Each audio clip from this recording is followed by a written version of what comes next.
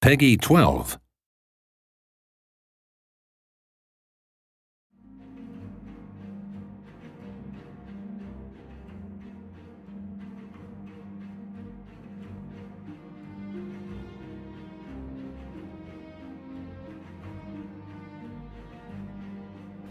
Hey everybody, as you may have seen, we just made a really big announcement as we're going to be going with releases every 2 weeks for Guild Wars 2.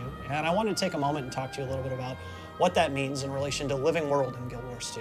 And take a look back at what you've seen in the last 6 months this year, and looking ahead to what you're going to see in the future with Living World releases. So, as you look back on what we've done this year, a lot of what we've done is very experimental. We had a very small team working on the content for the first 3 or 4 months of the year, trying out different little things for Living World releases. We've added another team on top of that in May who provided new content for South Sun Cove. But all of these teams, for the content that they built, they usually had about 4 to 5 weeks, maybe 6 weeks on a good release, to build the content that you would experience in that Living World release. And we're making a really big fundamental shift in the way that we produce this content going forward. So what we've done is we've actually created 4 Living World teams, and these teams will take turns rotating each month with who owns the releases to allow them enough time to build a lot of really exciting, compelling content.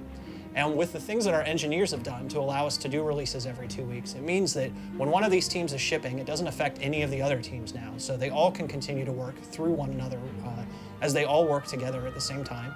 And each team takes 1 month and releases their content over the course of that, 2 releases each. What that means in particular for the content that you're going to see in the future.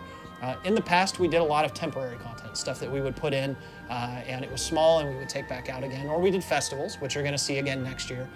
The Super Adventure Box is a great release for us and something that we can bring back anytime we want to add another experience to the game. And we want to do more stuff like that, content that we can bring in for a special event and take back out again. We're going to have more festivals. And you'll see us run festivals again that we've run in previous years. But when we do that, it gives us an opportunity to not have to do a major update and build a festival from scratch. Instead, we can update the festival and spend a lot more time building new content. And a big part of our strategy for Living World content going forward is you're going to see a much stronger mix of permanent updates to the game, updates that update areas that already exist and make them stronger and more exciting, new permanent areas that you can experience. You're going to see a mix of some of the temporary content we've done before to create really compelling storylines that change the game. And you're going to see holidays and festivals like we've done in the past that will continue to expand each year and grow. But all of that will be a big part of our Living World experience and be part of that strategy every 2 weeks as we do this. Now, on top of that, we're also going to be having a lot more going on than just Living World releases. Every 2 weeks with the Living World, there's a lot of features and new content and new rewards that'll be rolling out as well. And we're going to go into a lot more detail.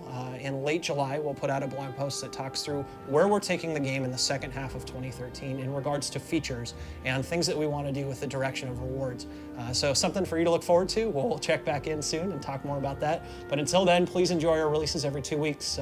We love to see you guys in game and let us know what you think.